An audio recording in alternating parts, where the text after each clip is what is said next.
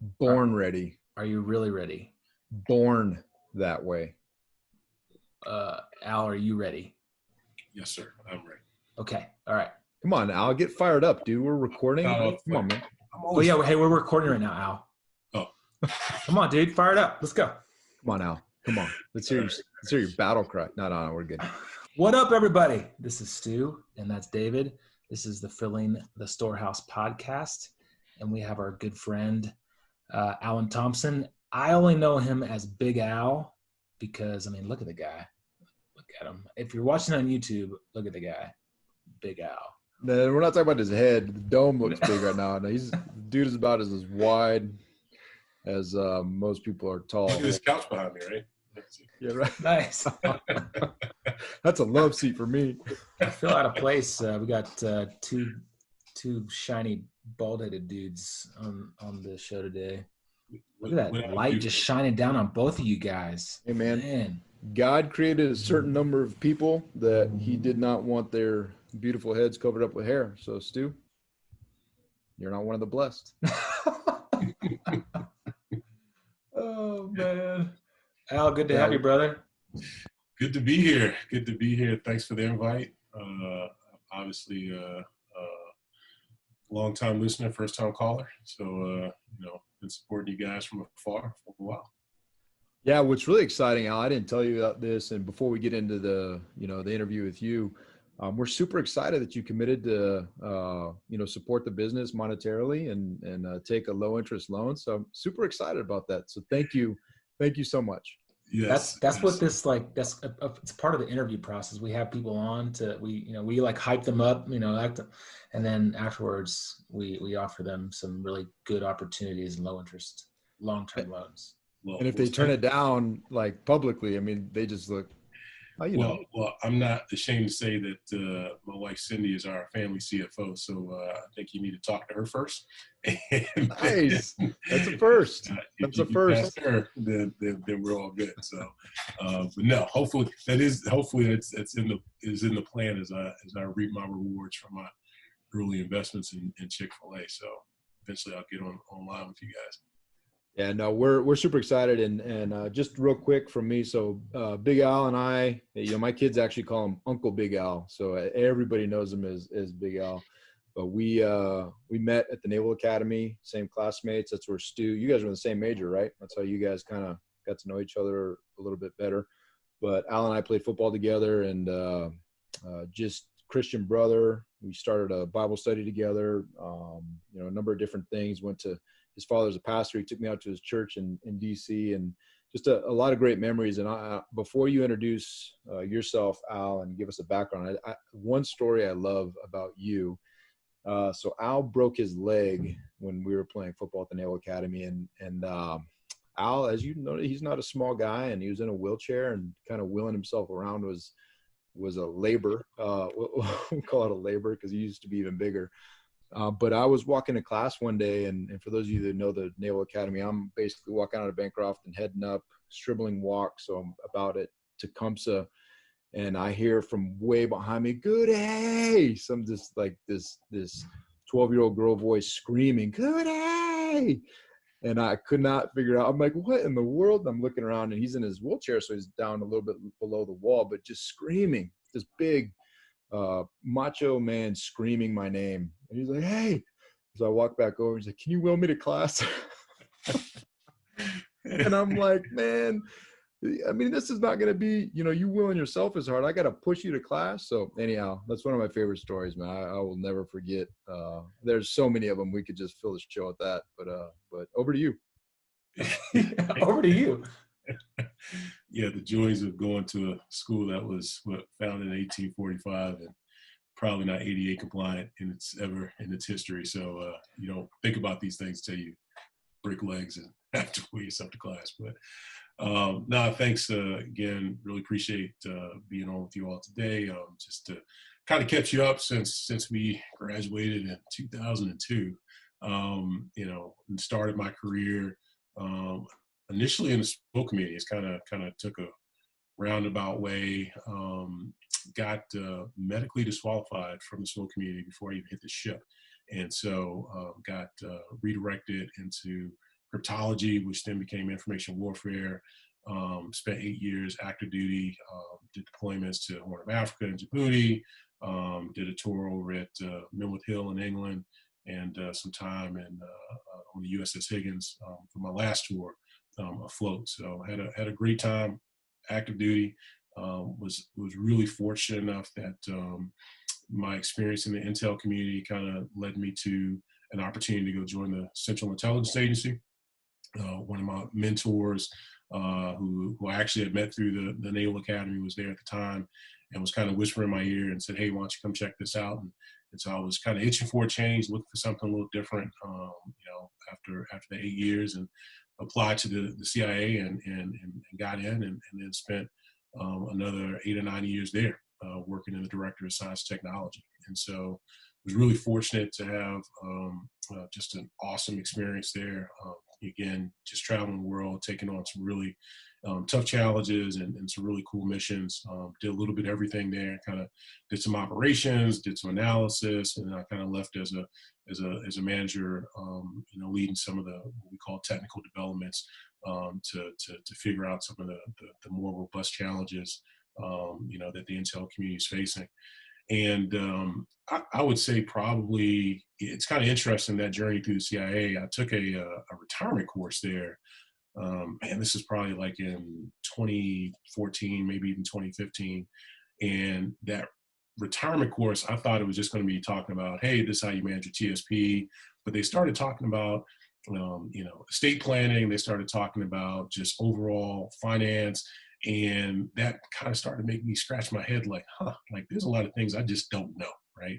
And so my wife had already gotten her MBA through an executive MBA program at Virginia Tech. And I had the GI Bill out there, and I said, I still have this opportunity to use it. Why don't I go get my MBA as well? And decided to apply to Darden School of Business at University of Virginia. Got accepted and went into their executive MBA program. And that just opened my eyes up to business and finance and economics and just a lot of things that I had just not been exposed to. I was an engineering major at the academy. I got a master's in engineering just after I left the military as well. And so that's all I knew. Technology, military, government, intel. I mean, that was it. And so I was fortunate enough that once I went into Darden, you start meeting people that are doing just some fascinating things, and just like, wow, this is awesome. This is something I think I want to try. And around that same time, we also had our daughter, Olivia. And so she was born in 2016. So her birthday just came. Let me make sure my wife doesn't cut that part out. All right. But there's no cutting out here, dude. Sorry. I apologize. Let me, sweetie, I promise you, I'm on top for her birthday. But seriously, 2016. And for me, I was fortunate enough that I had a really successful career at the agency, and I rise through the ranks pretty quickly. I mean, I was a GS-15, pretty about my mid 30s. And so, when you start to get that senior in the organization, your role changes. You're not doing some of the fun operational work. You're doing more of the senior management level work. But the days, surprisingly, even though the travel was less, the days were longer. And I started really thinking about, hey, if I'm just now having, my first kid, and, she's, going to be probably in college by the time I retire, when am I really going to spend quality time with her? When am I going to be invest in being a father and being present with her? And, something we don't probably talk about much at the agency is there's a high divorce rate. I mean, there's a lot of folks who are estranged from the kids, because they are so committed to the mission, right? And so people always put that first. And I just didn't want to be that type of dad. I didn't want to be that type of husband. And so I said, well, I'm really enjoying this exposure to business while I'm in business school. What would be the right and best fit for me? And certainly it could have been an easy and natural transition, I think, into defense contracting or intelligence work on the private sector side. But, I was looking for something that would give me more fulfilling work from a people standpoint, where I could really pour out into them and really help develop them and give them exposure and opportunity, while still balancing that home life, right? And so, we have two classmates, Marlon Terrell and Scott Carr, who are ChickfilA operators. And it just so happened that at that time, Marlon's up in New Jersey and Scotty's out in California.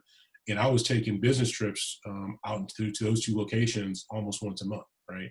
And so I would, go and spend time with them. And, they're living a good life, right? Kicking their feet up, spending all this time at home. I'm like, man, this is awesome. Making all this great money. I could do this, and they're kind of giving me the background on the culture and just the business itself. And it really just attracted me to it. I mean, I was really fascinated with the values that they're able to maintain within ChickfilA. I was really fascinated with, the success they were able to accomplish while maintaining those values and really pushing for excellence in all that they do. And so I decided just, hey, I didn't really expect anything from it. I put an application in, probably thought that if anything, they may, give it a good look at it and eventually just say, hey, you're probably not the right fit for us. But I kept making it through every subsequent interview, probably went through about 8 or 9 of them to become an operator. And, every step of the way, I would, say, all right, this is probably the last one. And they'll probably just give me a phone call later and say, hey, thanks for applying. But, we selected. That's what we expected. I'm not going to lie. We thought at every point that they're. I know. You don't. How in the world did they choose this guy? I know. It's like, yes, do you know where I sat in class? At the back, right? Sleeping most of the time. But no, I was really, really fortunate to make it through. So just probably I started that process right at the beginning of my journey at Darden, and then really just a month or two after I graduated from Darden, got selected for my store in Washington, D.C. And so that was 2018. And then in 2019, I became the operator for DC USA Inline, which is the formal name for my store, which is located in the Columbia Heights location of Washington, D.C. So kind of, if you look at D.C. on the map, we're right in the middle of it, right in the heart of the city. So it's a really, really interesting place. Probably one of the most densely populated areas of the city. One of the most diverse parts of the city as well. I mean, if you go to Columbia Heights, it feels more like New York than it does, the traditional parts of DC, which DC kind of feels like a small town dressed up as a city sometimes, right? So, so we've been really fortunate to be the operator there for just over a year now, and have just, learned so much about business, learned so much about people, learned so much about just, myself, my family, and it's been a tremendous journey to this point. So, Scotty and Marlon lied to me because my life has been nothing like theirs. It's been probably, 12 to 16-hour days, for a year straight. But it takes a lot to, as you all know, to start a business and to build a business, and you got to make that investment. And so, when I was going to visit with them, they were, 4 or 5 years into it, and they had built a solid foundation, recruited, top talent into their businesses, and they were starting to reap those rewards. And they were able to take that time and invested into family and invested into community. And so, the journey is similar, I think, for any entrepreneur, that you got to put the work and effort in up front. And it is hard. There's a lot of uncertainty at times. There's a lot of, questioning yourself, questioning your people, trying to figure out what the right formula is for the business. And it kind of comes in stages. And so, it probably has taken me up every part of this year to really kind of understand ChickfilA and one, how to make money, how to drive sales, how to gain profits, how to equip and train and develop people.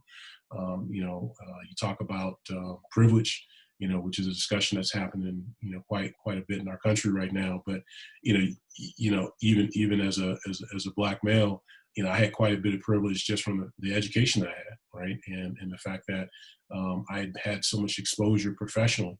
And these are things that a lot of my employees don't have the benefit of having. And so, we're looking at, how do we equip them with the skills, not just to be successful in this business, but the skills to be successful in life. Because again, you can very easily overlook some of the opportunities and a lot of the exposure that you get just in working, whether it's a white collar job or any job where you've been given significant responsibility. Not everybody's had that opportunity. And so, again, just been, just so much that I've learned in this past year or so. But been a blast. Been hard days, long days. I got stories to tell you. I mean, just being in that community and being a part of this brand, you see a lot. But the cool thing is, being a part of the community, you are in the community, right? And seeing the success stories when they do happen, having Miss Mary or other folks who are regulars of the business come in and chatting with them and seeing how their life is going and what's new. And I mean, that's the fun part, seeing, my high school kids graduate high school and starting to go off to college and start the next chapter of their life. I mean, that's the thing that kind of keeps me going. And fortunately, I have been able to take a step back, just recently and spend more time with the family, so that's been kind of a blast, with Olivia and Cindy. So, it's a labor of love. It's still not where I want it to be, but we are progressing well and getting some good talent coming into the business. And so I'm excited to see what, they're going to be able to produce and where they're going to be able to take us. But it certainly is going to continue to be a lot of effort to get it to where I want it to be. And before Stu goes to his first question, I got to know, when I took my family out to your location, did you upcharge me? Like, I thought you were going to hook me up, man. Did you? I feel like I paid. There probably was a miscellaneous charge on there. That's one of those secret. That's one of those like secret insider trade secrets that they don't tell you about. Like, hey, upcharge your friends. Upcharge your like good. Because they're not going to check the receipt, right? Yeah, that's right. Because they trust you. They trust you. Oh man. So Al, we don't really have a plan for the direction of this podcast. So I think there's a lot of stuff in there that you just gave us that we could go down. And, most of our podcasts, we focus a lot on real estate and investing, but, we've had onesie twosies where we don't. This entrepreneurial journey that you're talking about. And, we haven't really talked a lot about so far that transition from, being in the military to, exiting and taking over in this entrepreneurial path, and it took you even a little bit longer, right? Like, you were in the military, then you went into the CIA, which is kind of an extended branch of the military. It's a governmental organization. But taking, these leadership concepts and strategies and I'd like to just kind of hear your thoughts on, you hear a lot of times of people saying military service members make great entrepreneurs. And I'm curious what your thoughts are on that. Like, would you agree with that or what do you think about that? No, I wholeheartedly agree with it. I mean, I think the military sets you up well to be able to step into the role of an entrepreneur and the challenges that you face. I mean, that's the big one. I think first, it gives you a solid foundation and confidence in how to lead and how to lead people, right? When you look at even a seaman apprentice, right? I mean, they come out with more leadership after, boot camp or an A school than most people have, right? And so, it's always shocking and surprising to me, even people who are veterans of the industry or have had, much more, experience in the industry than I have, how little leadership development they've received, right? And they struggle a lot. And this is, people, middle age and older who have, even though they've worked in retail, they worked in the food industry, but they still don't understand the concept of leadership, how to coach people, how to give performance feedback, how to, chart and goals and objectives, right? How to pursue them aggressively. I mean, just having that confidence to step into that framework and understand that framework has been a huge benefit. I think the other thing is, from day one, whether it's plebe summer, whether you go through boot camp, I mean, you are kind of, stripped down, and really challenged, in a lot of different ways. And you come out on the other side of that. And so, that, hey, look, no matter what the challenge is, I can persevere, I can make it through. Right. Doesn't mean, you don't have to change your approach if you're going through something, but you know that you can get through it.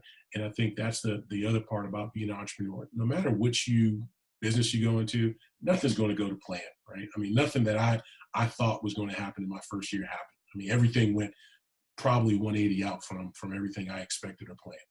And so, being able to mentally persevere through that, but also knowing and understanding that, hey, look, we can make changes and adapt to those changes. And that's the other thing that the military, prepares you for, is that, you develop a plan, but then you develop 3 or 4 contingencies to that plan, right? What happens if this occurs? What happens if that occurs, right? I mean, that's the basis of almost everything we do. And so that way you understand how to pivot, which is incredibly important to be an entrepreneur. I think businesses that fail are the ones that don't pivot when they come into contact with that first challenge or two, right? They want to continue to press the same model. They want to continue to press the same idea. And the idea may be good. It may just not be the time for it, or it may not be the environment for it. And so, okay, what are you going to do now if things aren't falling into place? And so you got to be able to make a change and pivot into what you need. I mean, I think the biggest challenge for me was the people, right? I came out of an environment where, you can give high level guidance, and most of your folks will bring you probably 80 or 90% solution, right? And you just kind of polish it off and then make it look good, and then you go for it, and that's it. If I give high level guidance in this environment, I'm going to get a 10 or 15% solution, and then I'm stuck doing the remaining 85% of it, right? And you're like, well, if I'm paying you to do this, how come I'm doing it, right? But so you got to learn how to restructure your training. You got to learn how to restructure your approach. Understanding the differences, amongst employees based on culture, based on age, based on, experience and education. And so, a lot of these things, having that exposure in the military helped prepare me for this, right? If I didn't have that foundation, I don't think I'd have the confidence to know that there is light at the end of the tunnel and that we can get through it.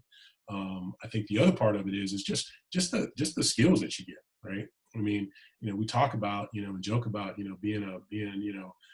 getting your PowerPoint, Ranger, card, but, having the ability to use productivity tools, or having an approach to understand how systems function, how to pull those systems together. I mean, all those things are incredibly important.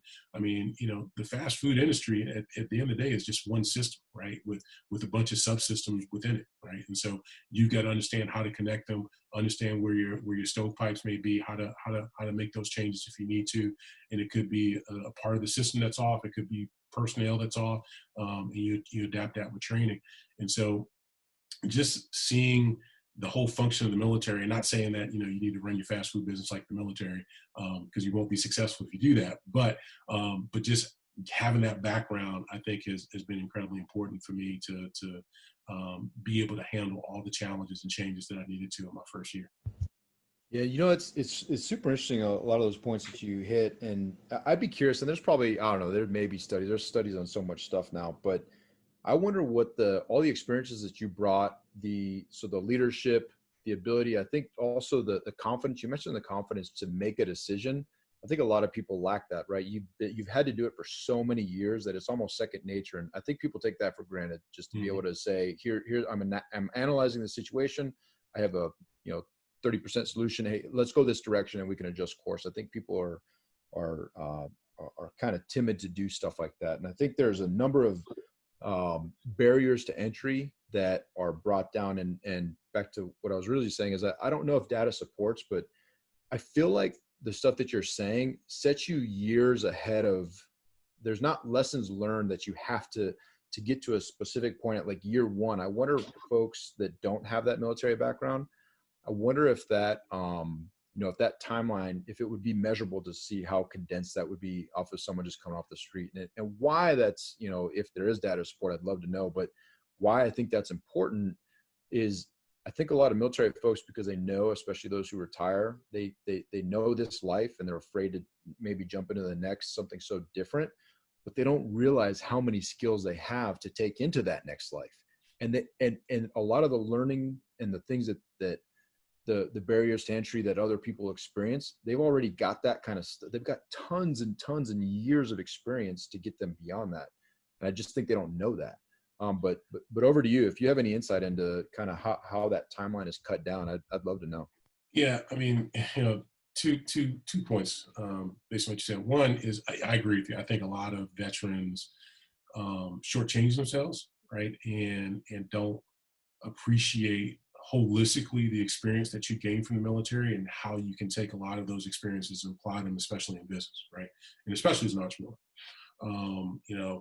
Even as I was transitioning out of the agency, and that's a tough conversation to have with your boss. Like, hey, look, I understand that you're grooming me for this next level role, and this is awesome, but I'm gonna go run a chicken business instead. So that went over. Yeah, because and people, just to kind of not to interrupt you, but so people understand where you were a GS-15. You're young. That's for military folks. That's an 06 equivalent, effectively, if you haven't worked with civilians.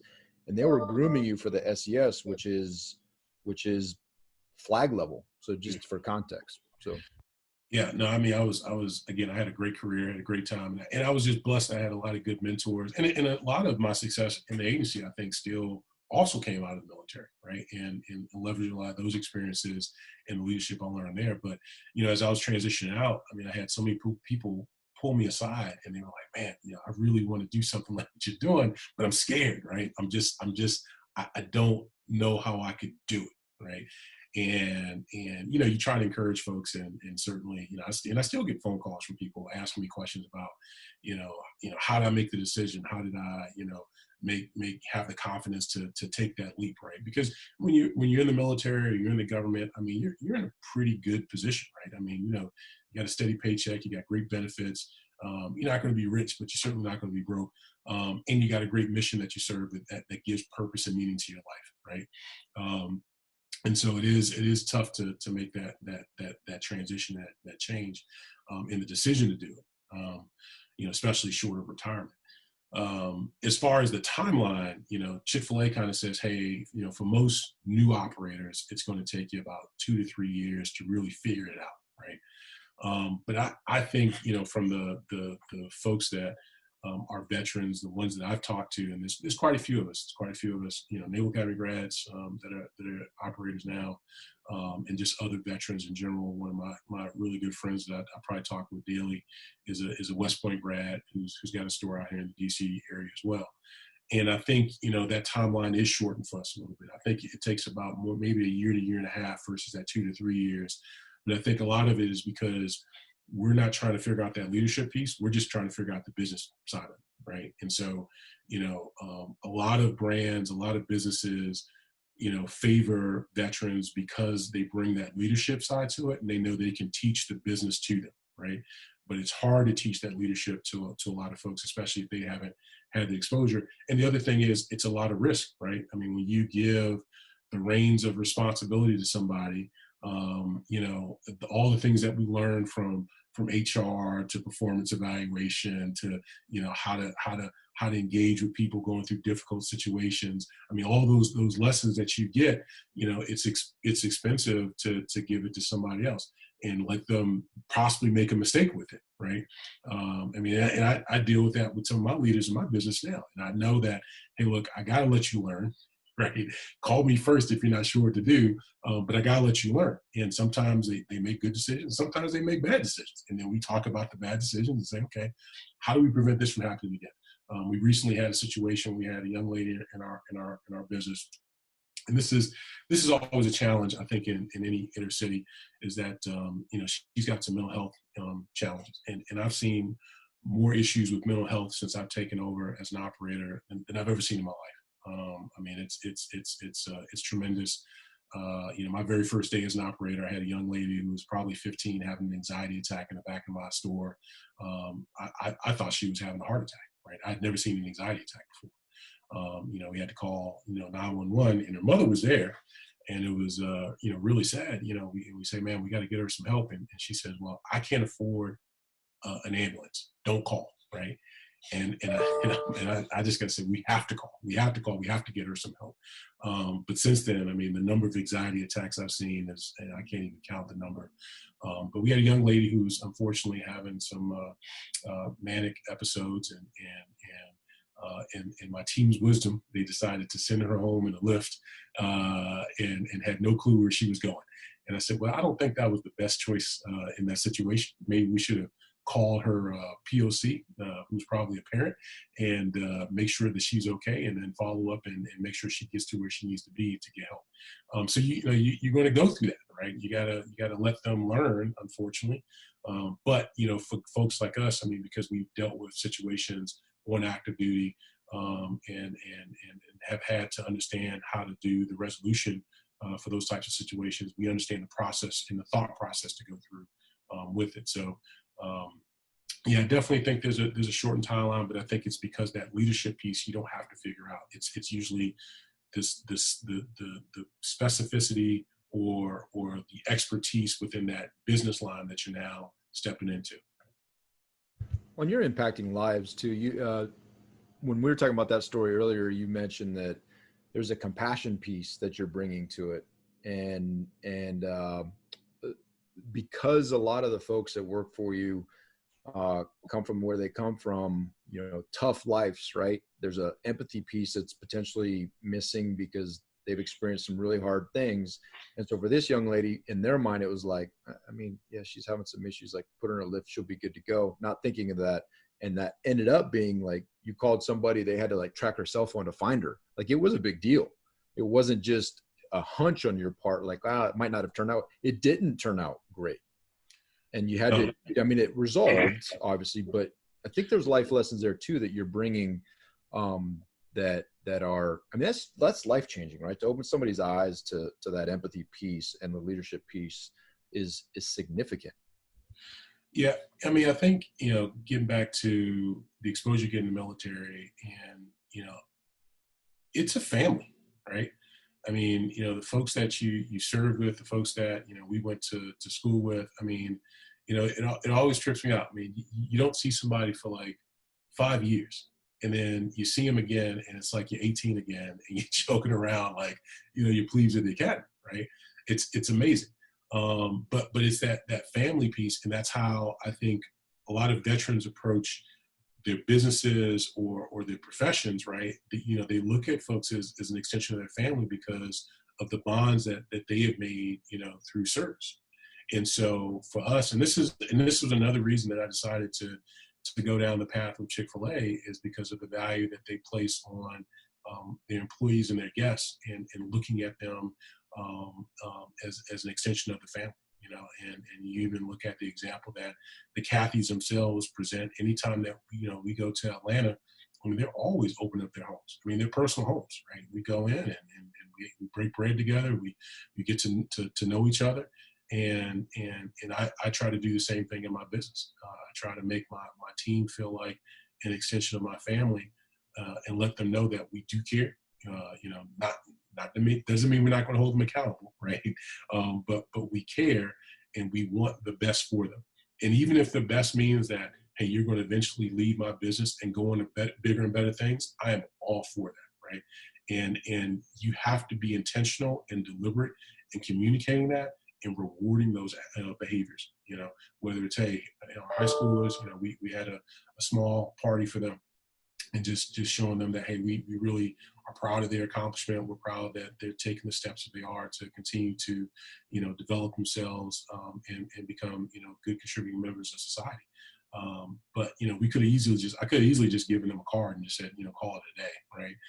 But, we got them gifts. We celebrated the moment, to make sure that it showed that we truly cared. So I think, most veterans, we'll talk about when they leave the service, the biggest thing they miss is the camaraderie. And I think that goes the same for me.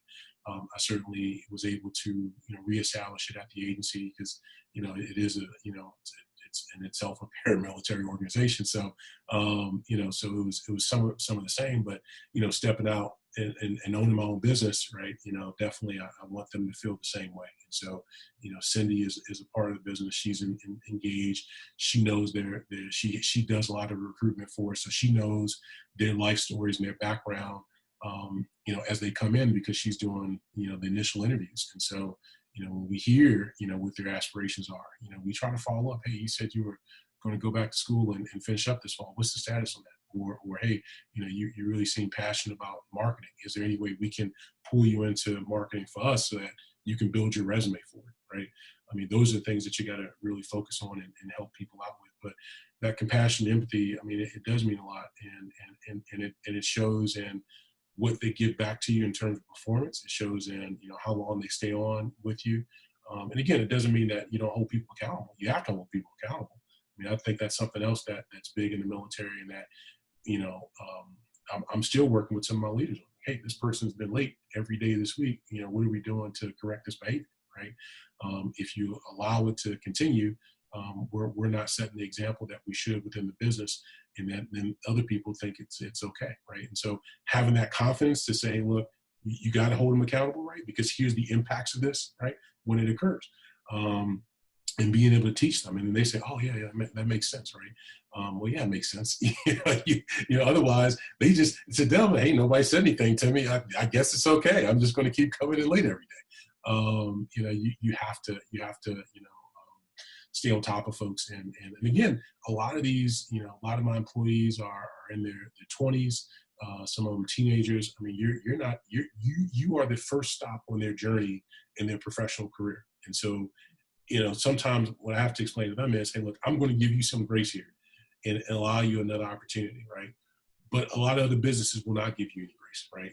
Once you make that mistake or the mistake you made here, they are just either going to let you go or they're going to take, punitive actions on this matter, right? And so, we try to allow them to fail, right? Fail graciously, but, rebuild them to help them get further in life.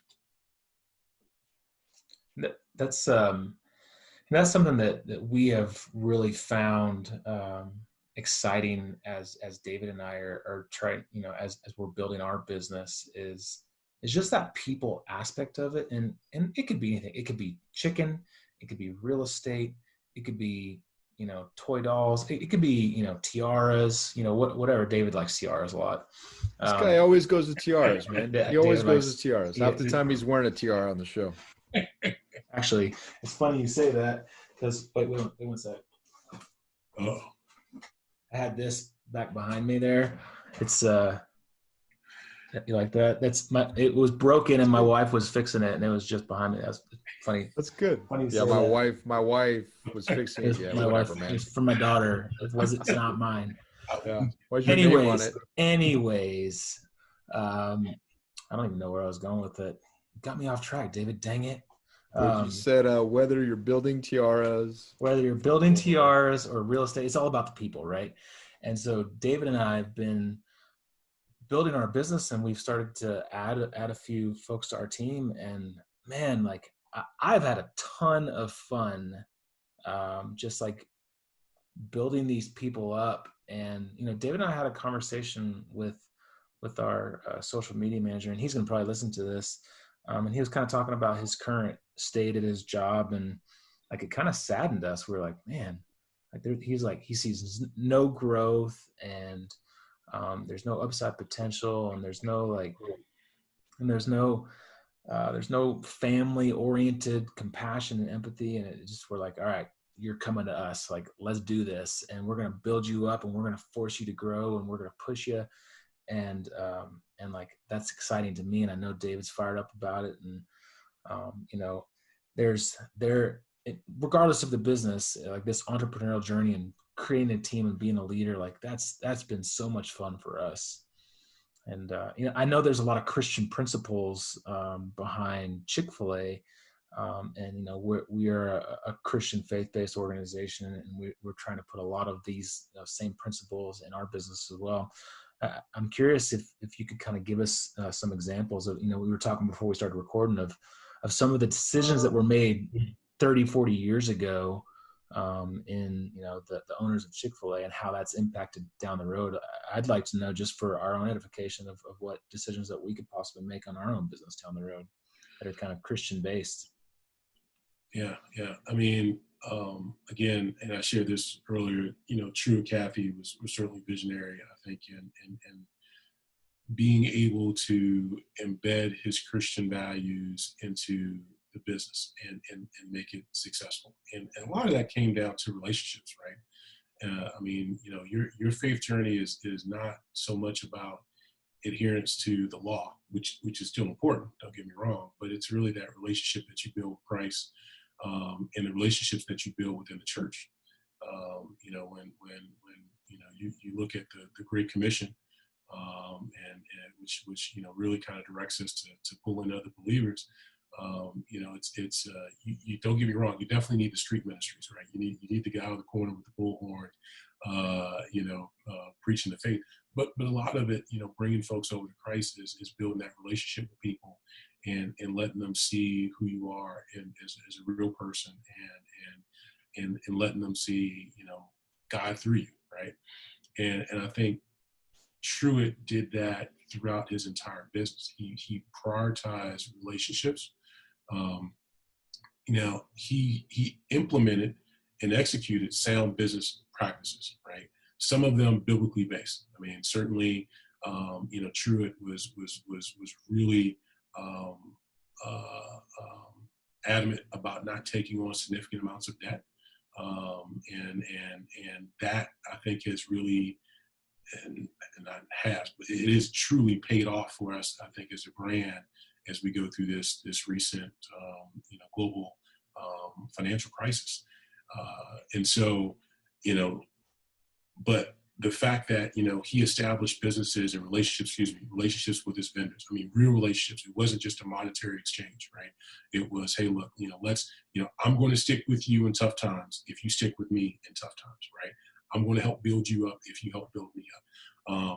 And that's why the screening process to become an operator is so rigorous, is they're looking at you not just as a franchisee, but hey, they're saying, hey, look, you're a part of our family. This is a relationship. And do your values match our values? Do you have the same belief in people that we have? And so, I think, your faith is really paramount to the success of your business, and maintaining your values, maintaining your character, maintaining your principles, maintaining those relationships, right? I mean, these are all things that God challenges us on, and the things that we're fighting against the flesh sometimes, because there are certainly times when, a vendor's, just not doing what you want to do. And there's some 4-letter things that you want to start saying to them, right?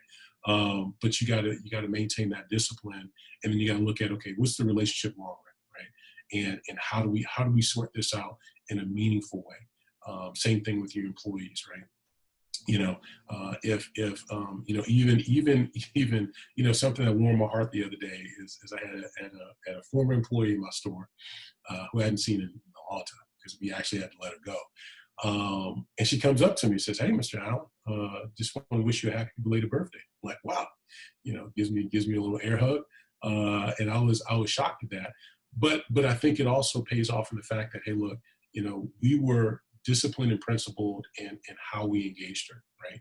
And even in letting her go, supported her and said, hey, look, we have to hold people accountable, right? We still have a business to run, but we want to see you do well and be successful, right? And so if you still need something, don't hesitate to come back to us. And she did, and we helped her out with a few things here and there. So I think your faith is, again, paramount to that. And you just look at the example of Christ and how he conducted himself. That reflection should be in us as business owners. And if it's not, then I think you've got to really question yourself and questioning your business, and I think you'll see the fruits of that, right? I mean, I think businesses that are sustainable are built around strong relationships and strong character for the people that are in them, right? And I try to certainly look for, everything we can teach in Chick-fil-A. I mean, we can teach, right? I mean, it's not rocket science. It's just chicken, but finding people that have character, finding people that have ambition, finding people that have values. And it doesn't mean that they necessarily have to be Christians themselves, but having people that, you know, have a heart to serve, right? That truly care about the individual and can see past somebody just as another customer, but as truly as a guest, as somebody that's coming into our business and has the wherewithal, right, to see if something's not right with somebody, to ask them, how's your day going? You know, is there any way that we can help you? I mean, those are the type of people that we're hunting for and we're searching for. You know, and I think that is really the secret sauce of Chick-fil-A at the end of the day. And if you bring in operators and owners that understand that, and they kind of continue to propagate that through the people they bring into the business, it just continues to give and give and give and give. And so we've been really fortunate to continue to see the success that we're seeing, despite some of the challenges with the pandemic. Dude, I love that, man. That, you know, you said so much there, and I encourage our listeners to go back and listen. But really, what I'm hearing is you have a very well-defined why that you thought through. There's very specific actions that you're taking. You're very intentional in the relationship building. Obviously, your faith is a huge part of who you are, and that really drives your decision-making process. It drives the principles of your business. It drives the end state, the goals, the things that you're doing, the way that you pursue, you know, your success and even how you define success on heavenly terms versus just purely, you know, monetary bottom line. So, dude, I love that. There's so much just pure gold in there. And I really thank you for sharing that, Alan. And one challenge though to you, you know, the Bible also talks about greeting your brother with a heavenly kiss, right? And I know you know the Bible, and I know you know, and I'm just kind of curious, like all I ever ask for is a hug, dude. That's all I ever asked for. And I hear you talking about relationships and huggy and air hugs and all that kind of stuff. I can't even get a hug, man. Yeah, but dude, when you like hug, it's just like an overbearing like bear hug, just like crushes your spine. It's like it's not even fun. You're getting hugged, dude. It is fun. It's fun for me, and you know you're getting hugged. You know you're getting like, loved. You know, like you like put your neck up in your neck and like hug and like kiss. Get in there. Like, you get in there, dude. Tickling and like. Hey, man, just because you guys don't take the Bible as seriously as I do, then that's fine. I'm not judging you. I'm just simply saying that it's a challenge to you to consider. You don't have to address it right now, but if you could at least, I'll put it in prayer. I really you know what? And I'm going to pray for you. I'm going to pray for you, Uncle Big Al. No, but all joking aside, you know, we didn't necessarily touch on it or get after it, but you and I know because we talk quite a bit, and every time we talk, you know, the last time, well, we spoke earlier today, but the last time I was driving out to a campsite with my kids, and we had just a beautiful conversation about leadership and faith, and there's so much time spent in developing that why and that mindset, and it's amazing. So any of our listeners out there, I would just tell you, you know, someone like Big Al doesn't get to where they are by you know, simply blind luck and just putting one foot in front of the other. It's an intentional pursuit of a higher purpose, of a defined why, and that relationship building, I think, is so key. So thank you for sharing that. And let me make one comment on that. I mean, it was hard, right? I mean, the biggest thing in making the transition, I think, from the agency to Chick-fil-A was ego, right? You know, we get very caught up in our careers and how we've defined ourselves, right? And so, you know, towards the tail end of me transitioning out of the agency, I mean, I definitely started feeling cold feet, but it wasn't a fear of the change or the transition. It was the fear of, now I'm changing who I am, right? I have crafted this persona, right?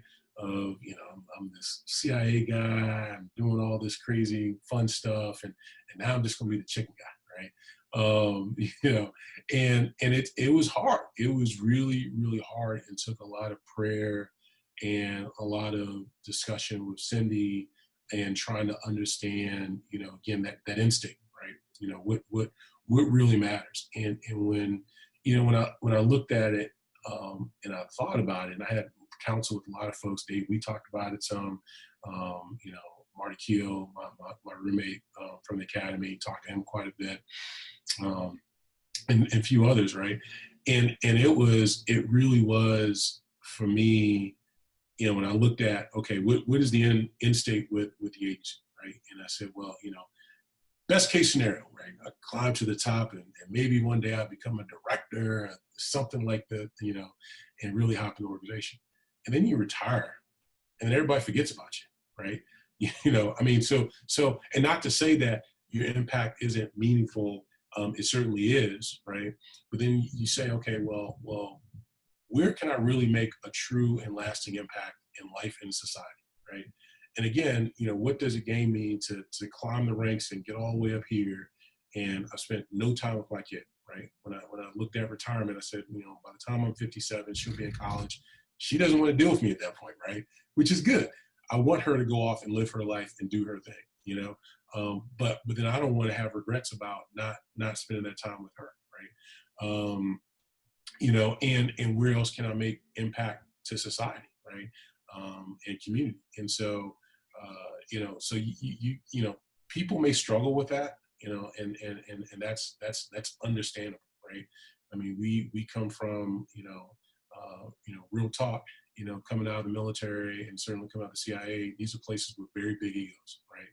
And it's hard sometimes to sort of recreate yourself in another fashion or another light that is different from what you've kind of crafted for yourself.